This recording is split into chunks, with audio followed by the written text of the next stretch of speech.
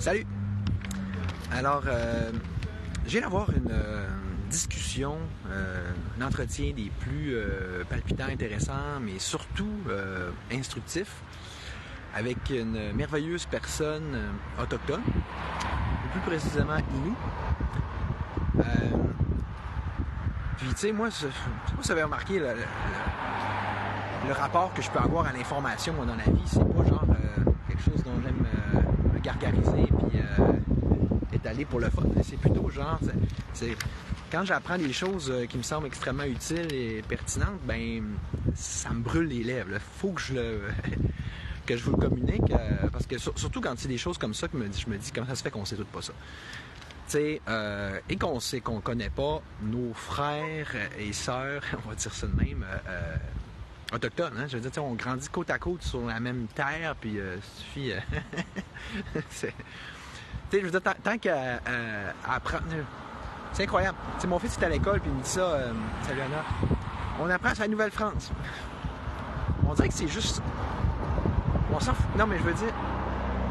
Comment ça se fait qu'on n'apprend pas au moins autant sur les nations autochtones que sur la nôtre?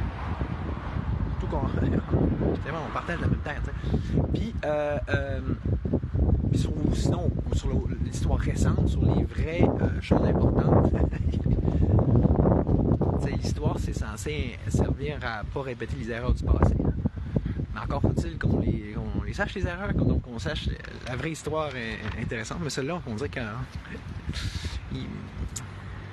les autorités, les ministères concernés, semblent autant préférer qu'on les sache pas. Je pense que je les comprends, dans le fond, après tout. OK, donc,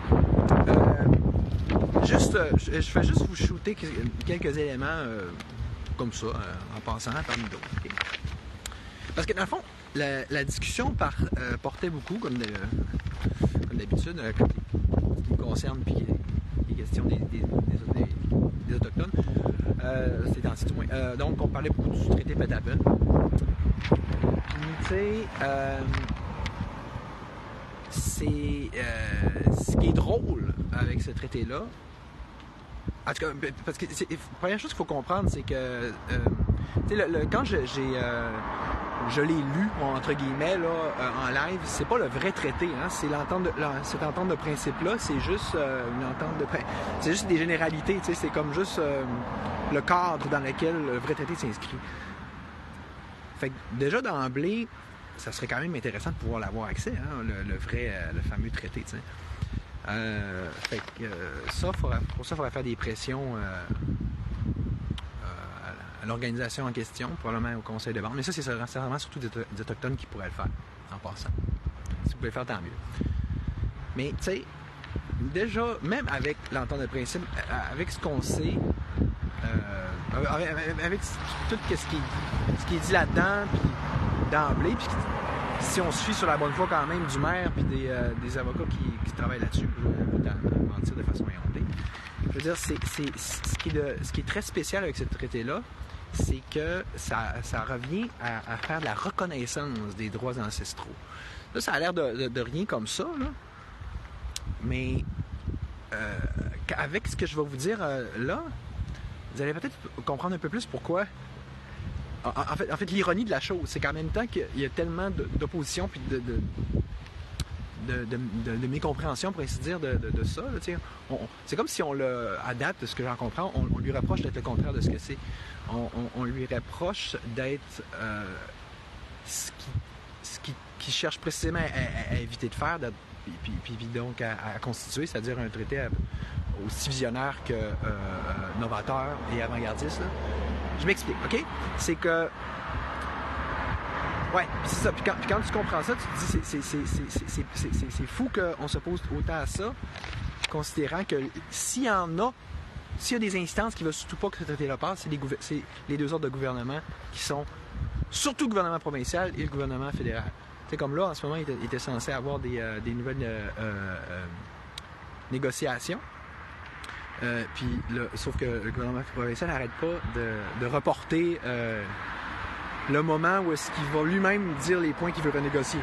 Fait que là, le groupement fédéral dit « OK, vous avez jusqu'à quelle date? » Puis ils l'ont pas encore fait. Fait qu'ils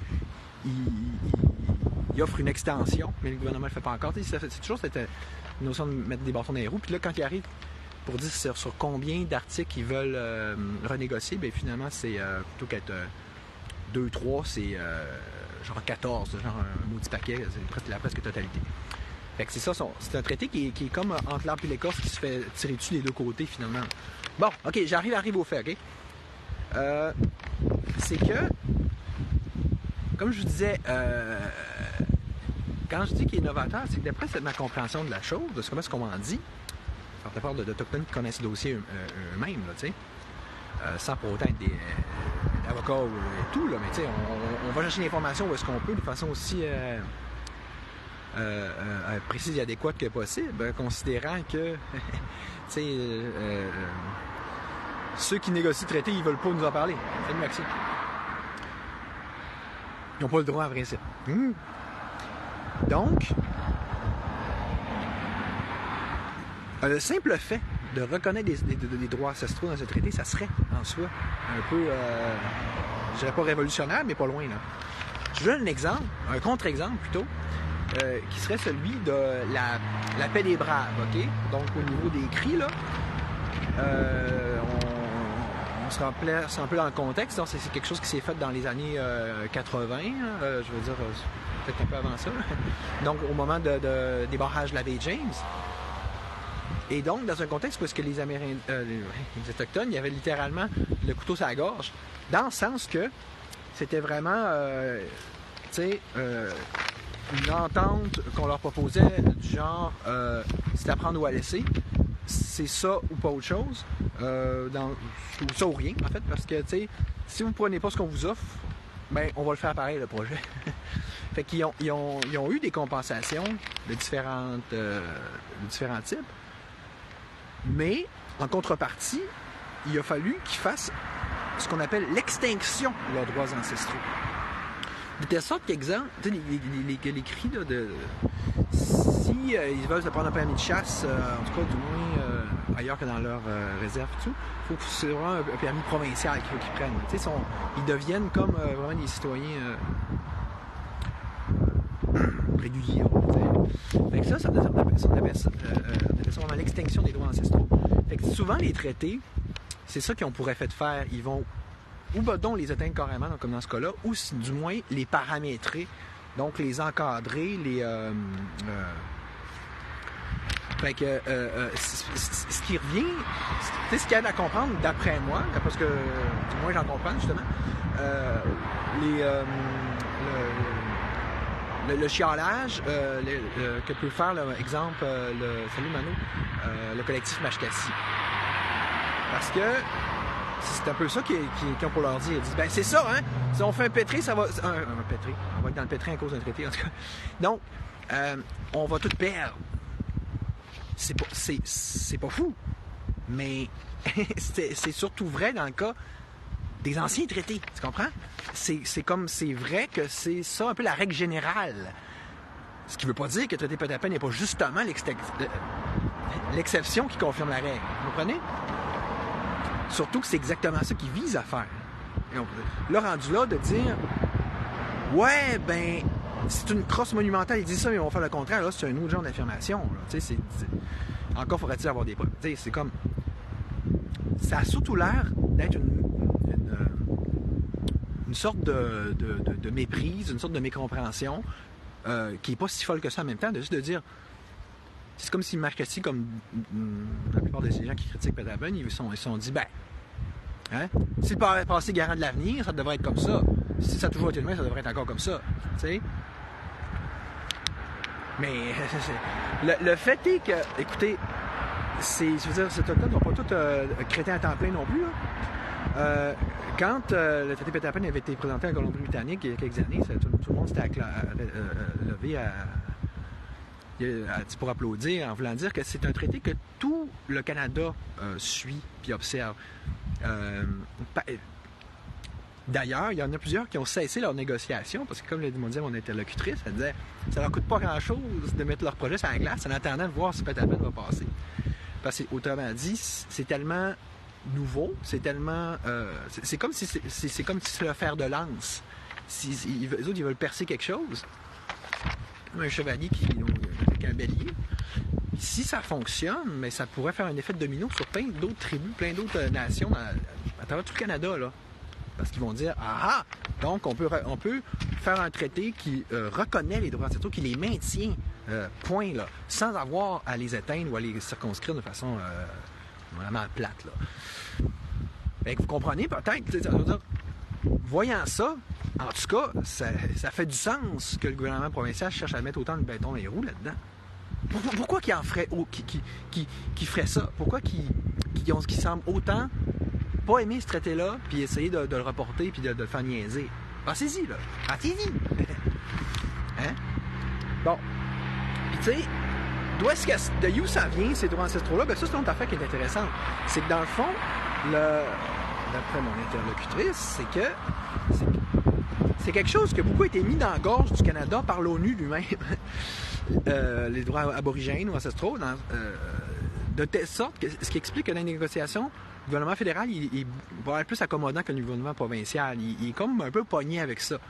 Surtout, c'est con à dire, mais dans le cas du gouvernement de Trudeau, hein, qui s'est fait élire beaucoup là-dessus, sur le fait d'être un gentil garçon, que ce soit par rapport à l'environnement ou aux Premières Nations. Fait que, tu sais, eux autres, ils essayent de prendre ça au sérieux. Mais il reste que c'est... OK, ouais, l'ONU dit, voilà, il faut vous respecter ça, sauf que c'est pas clairement défini. C'est général, c'est vague. Alors que quand tu règles les choses par un traité, ben là, c'est sûr que on convient de ce qui s'applique de façon beaucoup plus spécifique. Ça peut être une bonne chose, ça peut être une mauvaise chose, dépendamment de comment il est négocié. Fait que c'est sûr que, encore là, c'est logique, comme le dit Mashkassi à quelque part. Puis c'est comme dit n'importe quel opposant là, à ce traité-là, sans dire de s'opposer, de au moins vouloir questionner, de au moins vouloir d'exiger à quelque part de voir le texte. Je pense que c'est vrai qu'il faudrait que la démocratie, donc le peuple Innu, puisse faire son travail d'examen puis de questionnement de façon appropriée, pas juste faire dire faites-nous confiance puis on va tout régler pour vous. C'est cette attitude-là, genre on ne peut trop typiquement gouvernemental. Je pense qu'on a vu ce que ça donne à date puis on n'a pas besoin. Puis là, il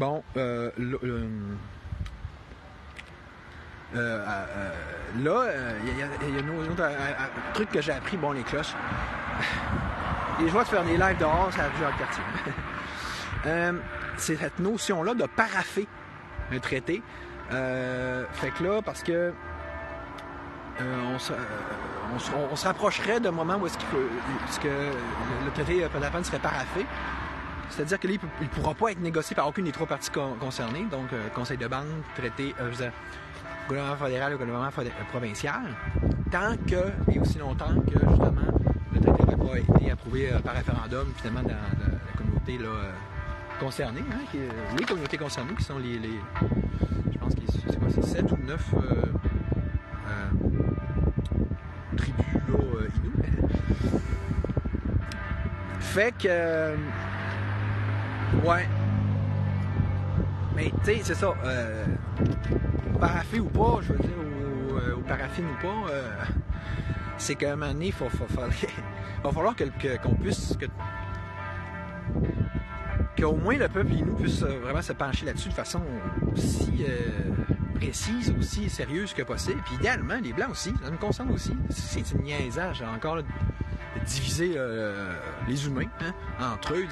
Parce que là, aucun Blanc a accès à ça. Nous, on n'a pas rapport, c'est pas de nos oignons. Alors que ça nous concerne. Hey! Salut Steph. Fait que... une dernière chose, c'est que je voulais dire,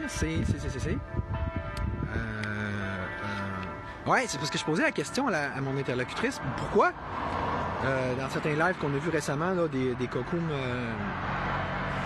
de Girard et compagnie, c'est que il était question que Trudeau était considéré comme un génocidaire. J'étais comme ça sort d'où ça? Elle me disait, c'est que, c'est surtout, d'après ce que je comprends, on parlerait surtout de Trudeau père, parce que lui, il avait fait une telle chose que le grand livre blanc, le même, qui aurait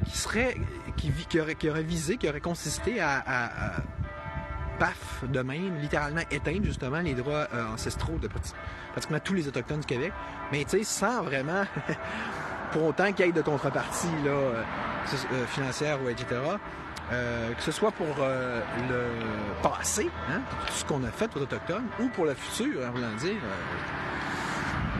pour vous larguer de même, puis sans, je sais pas moi, un petit kit de survie, quelque chose, là, ou... Puis, tu sais, aussi, il y a la question que les libéraux, hein, les libéraux fédéraux dans le passé ont été responsables de la plupart des lois coloniales. OK, fait que c'est tout ce que j'avais à dire pour tout de suite. Comme je te dis, il n'y a pas de... Il n'y a pas de c'est pas téléguidé, ce live-là. C'est pas genre, donc il faut faire ça. Je pense qu'il tout bord de l'information, de la juste information, qu'elle soit transférée à un moment donné par quelqu'un à quelque part. Puis, mais je pense que si vous comprenez bien ce que j'ai dit, plutôt que de juste se braquer puis dire on fait des barrages puis il n'y a rien qui est bon, les conseils de bande c'est pas bon, résolu c'est pas bon, puis Patapon c'est pas bon, puis c'est de la merde, puis haïssons-les, haïssons tout ça, tu sais. Je pense que vraiment, concrètement, constructivement, on serait beaucoup mieux d'axer sur quelque chose comme genre, hey, on peut savoir le texte, on peut voir exactement tout ce qui est écrit dedans, genre. Là, il fait noir, fait que je vais fermer tout ça pour faire mon petit live TikTok pour dire la même maudite affaire. Puis c'est ça. Salut tout le monde, merci.